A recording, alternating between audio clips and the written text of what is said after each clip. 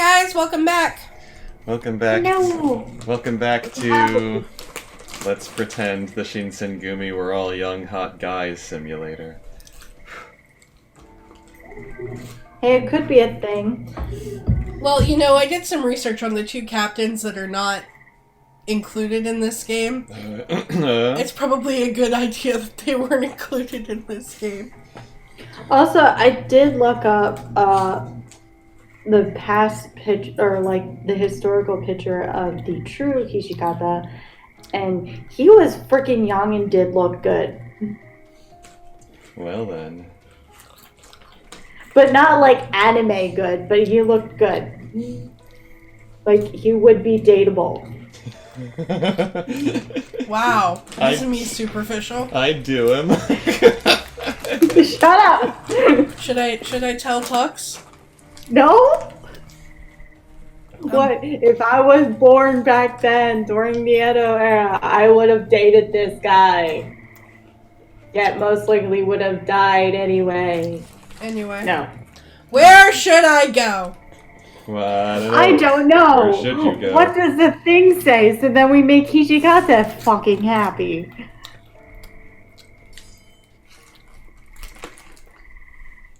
Saito, Harada, and Nagakura had respectively left for the locations at the bequest of Hijikata's command. Which meant I was alone with Hijikata. Hello. Maybe it was because Hijikata remained silent, but the mood in the common room felt suffocating.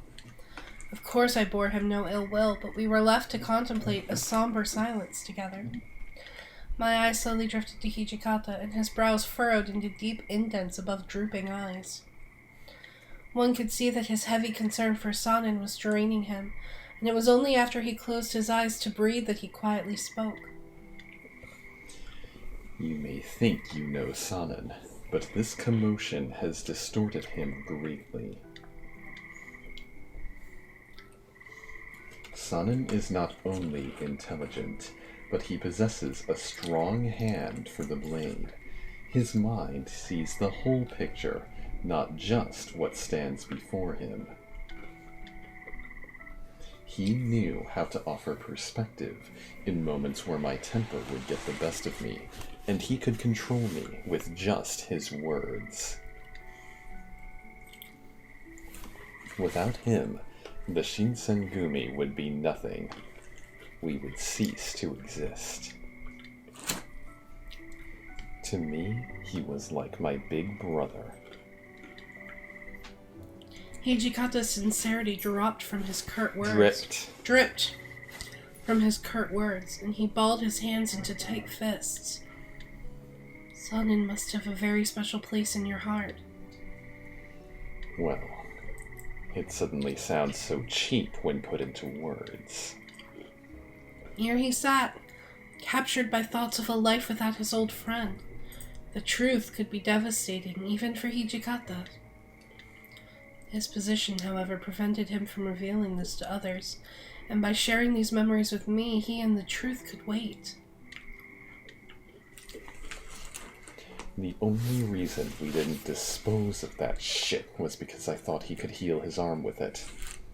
We knew this could happen. We need Sanin. We can't lose him.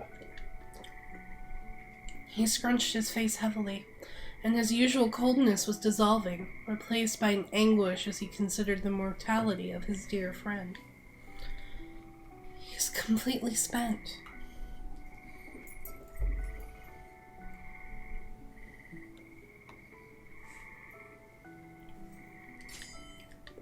It'll be okay.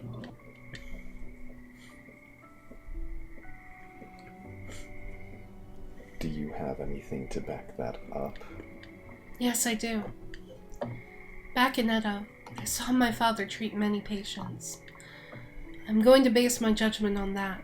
Sanin will pull through. There's a saying that illness comes from the heart, so it's important to have a strong heart. If everyone believes from the bottom of their hearts that Sanin will recover, then... Hijikata's eyes thinned a little.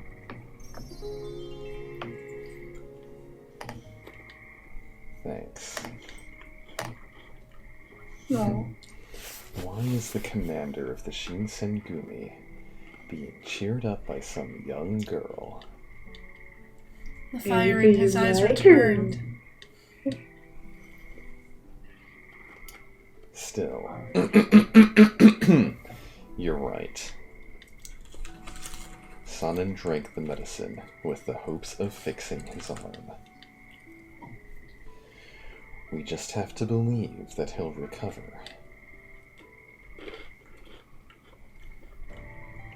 And so the long night broke.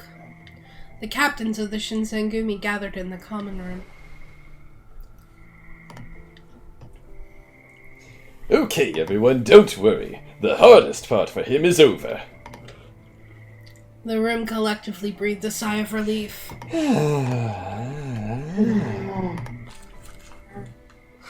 So, how is Sonnen? He's still asleep. Looks pretty peaceful. So, is Sonnen gone crazy like the others? Inoue simply shook his head. We won't know for sure until he wakes up. Why are you doing the president? He's Rowan. We won't know for sure until he wakes up. I'm sorry, it's very easy to get those two confused. One is balding, the other is not. The voices. You know, they could shave their head, too. For now, he looks just like he always has. No, then the artists would have to redraw him.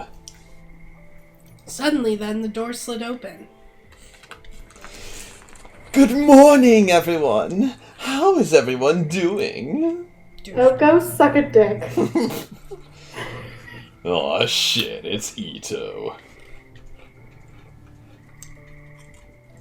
That wasn't the warm welcome I expected. My, you all look rather glum.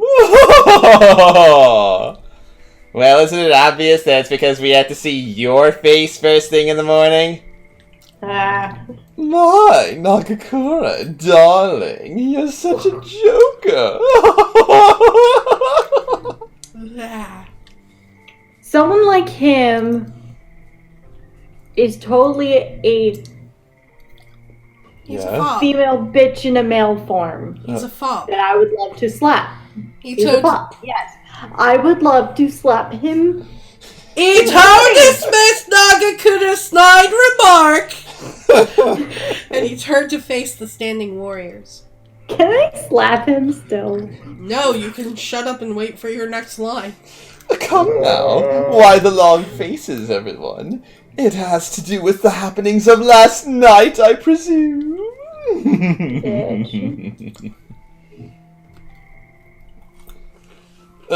No, him.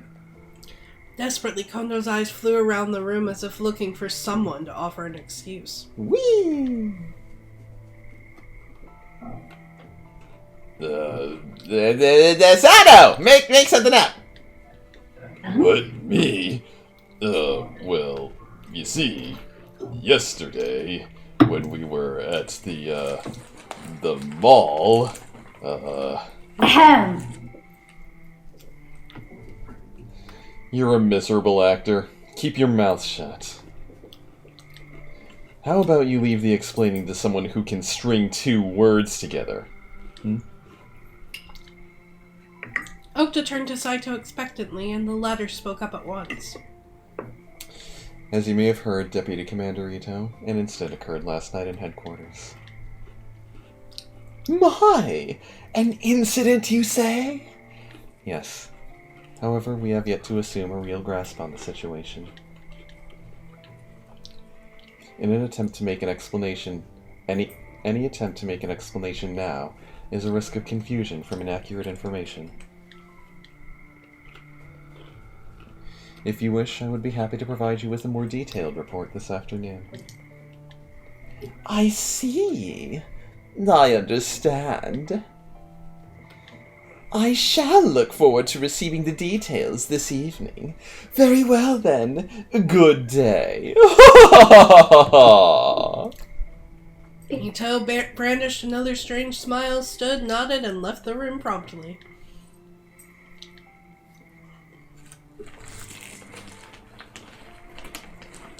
Seems like he let us off easy. What do you mean? Ito has his wits about him. We shouldn't have let him see all of us together. The only man missing was Sanin. It won't take long to realize. It won't take Ito long to realize something's happened to him. Oh. Ito had likely guessed at what took place, but decided not to press the issue. I had looked up just in time to see Sanin shuffle through the door. Sanin! Hey, come on, guys. Don't stare at me like I'm some kind of monster. Sanin! You sure you should be up and about? I'm only a little drained, sore. A side effect of my new condition, I suppose. Those who have taken the draught often find activity during daylight hours to be especially taxing. Sanin looked a little pale, but it didn't look too difficult for him to stand and speak. But if it's hard for him to move during the day... I am no longer a human being. Those words sunk our hearts heavily. Even the captains fell silent to a solemn admission. Oh, Sanin, who cares about... Oh, Sanin, who cares what you are? You're alive! That's good enough for me! Kondo stood and grabbed Sanin's shoulders tightly, his expression bright and endearing. Tears nearly welled in his beaming eyes. So, how's your arm? Has it healed? I haven't fully recovered yet, so I would withhold my final judgment, but... He lifted his left arm, the arm that before had hung limp at his side, and flexed his hand. It didn't look any different than before his injury.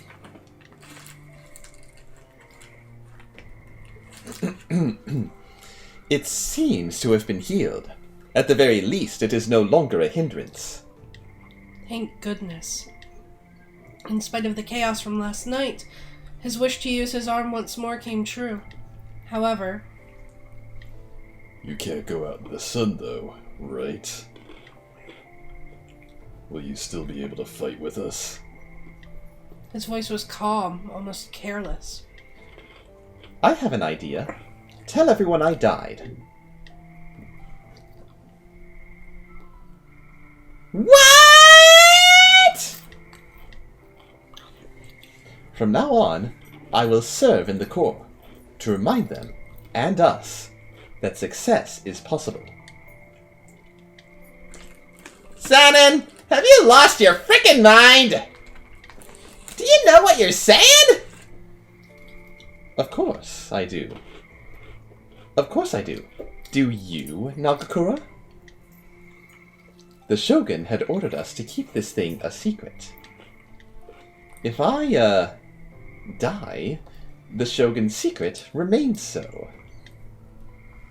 Besides, consider the possibilities of the side effects being managed, or even removed. What reason do we have not to use it? He seemed to be against Sanin's ideas, though no one said anything. Who would want to consign a friend to a life of secrecy lived in shadows? But... We were given this task by the Shogun himself. I suppose this is our only choice. Well, this is what you asked for, Sanin. And besides, you're not the type to listen either. You know me well, don't you? You couldn't have been more accurate. Hijikata scoffed at Sanin's suggestion, and bitterness frothed from his words. This means moving to a new location isn't something we can put off any longer. If we're going to hide Sanin from Ito and his men, We need more space. This place won't cut it. I agree. If we intended to begin research again, then a move is even more urgent. Alright, everyone. Even though none of you got much sleep, we need to attend to business. Yukimura, you go back to your room. I know you didn't sleep much. Okay. Understood. Please excuse me. I bowed to everyone and left the common room. I'm happy that Sonnen was safe, but a whole flurry of new concerns arose.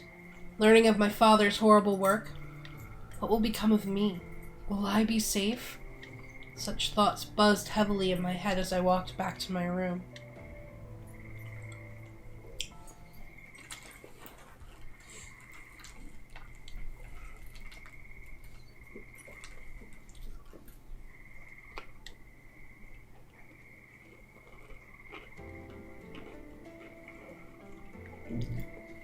June 1865. Our emperor had passed, and our year moved from the 2nd of Ganji to the 1st of Kyo. It was 3 months since we'd moved the headquarters to Nishi Hongwanji. Headquarters. After leaving Mibu, the Shinsengumi relocated their headquarters to the Nishi Hongwanji temple. Bless you. Thank you. There's a lot more room, but more room meant, well, further to walk. I'd walked through it almost every day for weeks, and I was finally beginning to learn my way around. As I turned a corner near the back of the compound, I caught sight of someone sitting in the shadows. There you are, Sonnen. Your food's ready.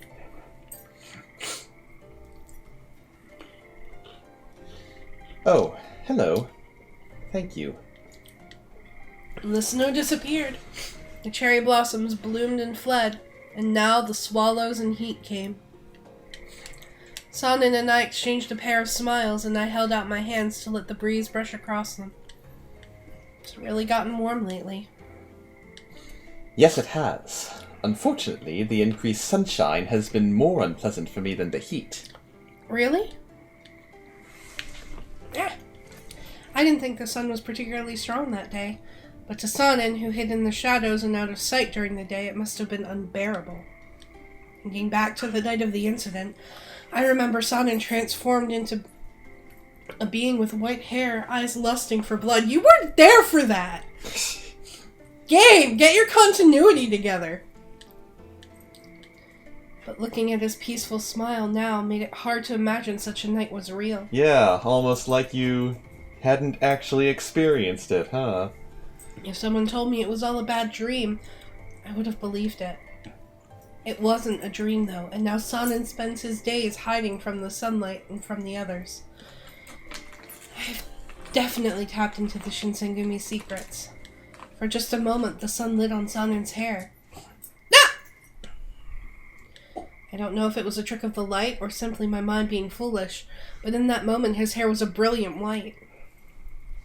Is something the matter? You look as though you've seen a ghost, which I feel is hardly polite. Oh, no, nothing at all. He looked perfectly normal now, of course. Surely I thought I must have simply imagined it. Sonnen had become the same creature as the men I encountered on my first night in Kyoto. And here, right in front of me, he stood. The fear of the night cast a shadow over my heart. It was unnerving.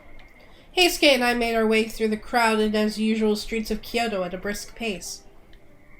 You know, I haven't gone out on patrol with you in quite a while, Heisuke.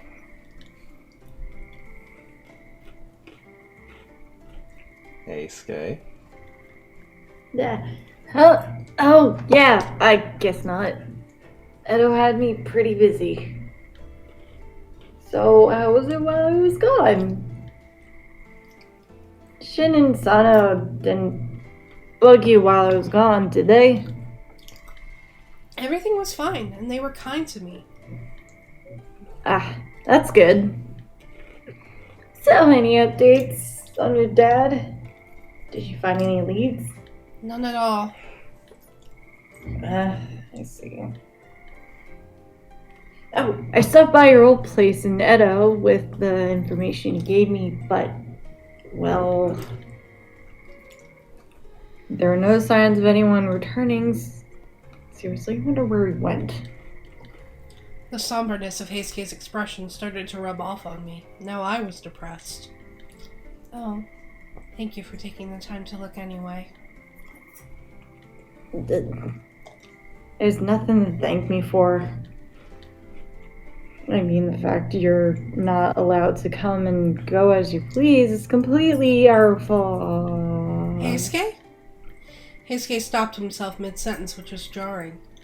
Ever since he returned from Edo, he's looked glum. Hey, Heisuke. How about you? It's been a while since you were in Kyoto. Does it seem different from Edo?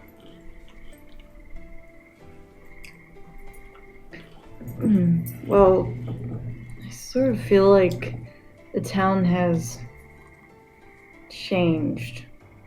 So have the people. Huh? I wonder what was going through his head. Did something happen to him in Edo? His sudden change of character confused me. Heisuke's head jerked up slightly, and he looked across the street. He stood on his toes and waved. Hey, Soji! Find anything over there? Nope. Everything's normal. Okta was out on patrol as well, although his route took him through a different part of the city. Well, normal for now at least. I'm sure things will pick up once the Shogun gets here. The Shogun's coming to visit Kyoto? Yep. It's got Kondo all worked up too.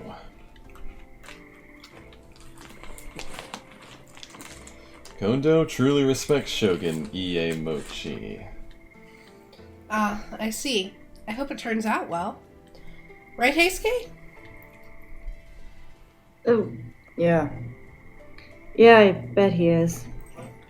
Huh? Something had really gotten into him. I glanced at Okta to see if he noticed anything.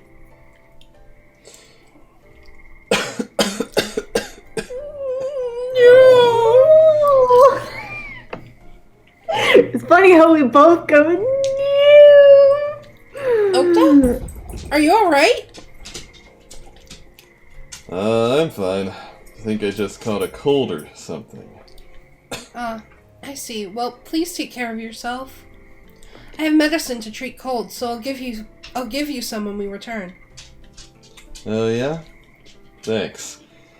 I guess having you around does come in handy at times.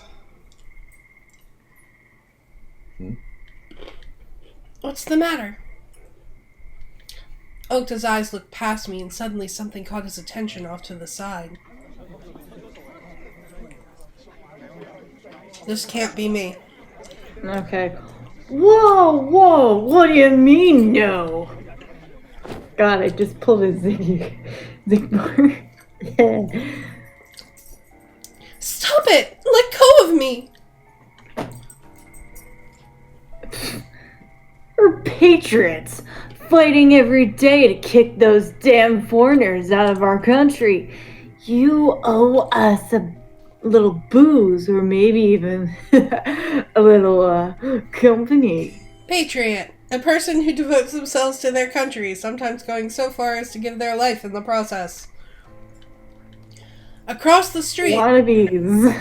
Across the street, a clump of perhaps 3 or 4 men were harassing a young girl.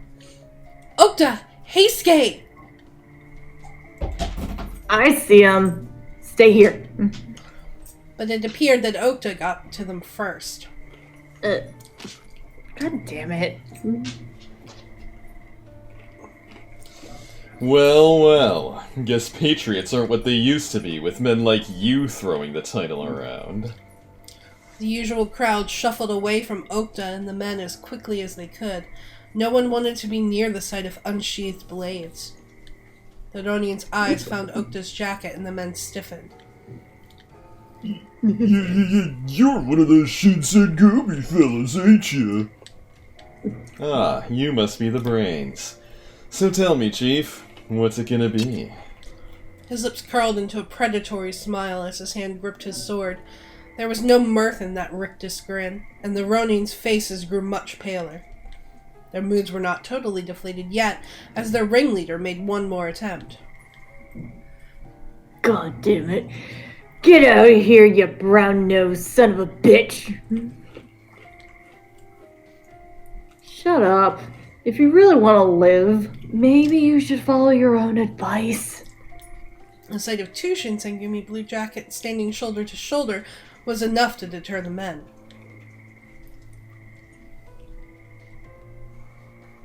You did a random voice for Ronin. Screw you guys! The last of the color drained from their faces and they turned tail and ran. No, I've turned monochrome!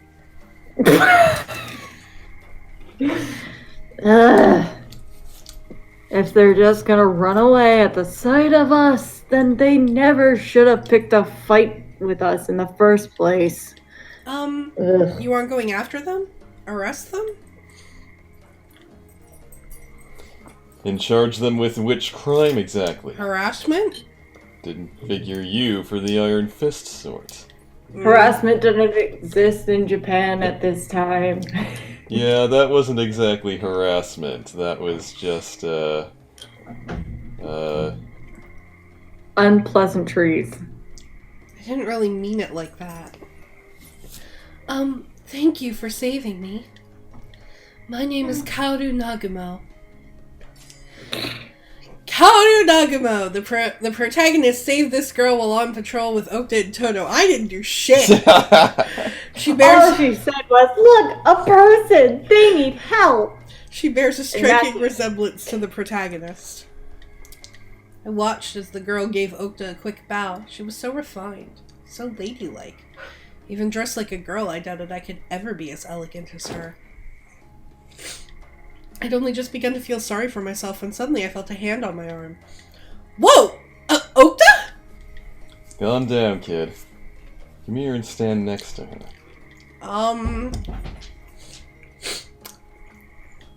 He shoved me next to the girl we just rescued, then stepped back to stroke his chin thoughtfully. Okta? I glanced nervously toward the girl and attempted to smile kindly under the circumstances. The smile she gave me in return was beautiful, but there was something about it that seemed odd. She seems familiar. Just as I thought. They look just like each other. That's a different scene, Travis. With a different character. We look like... That's when I finally realized. She was identical to whom I saw in the mirror. Really? I don't think they look alike at all. No. They're practically identical.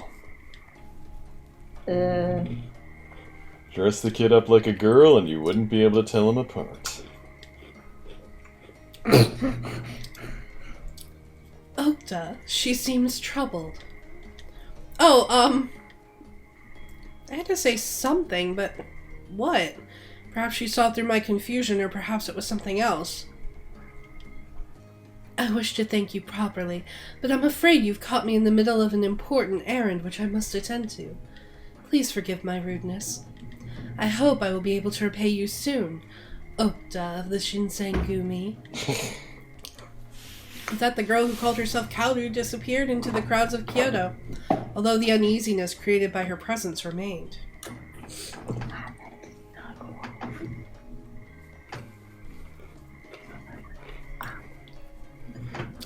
Hey, Skay. Hey! Looks like she got the hots for you, Soji.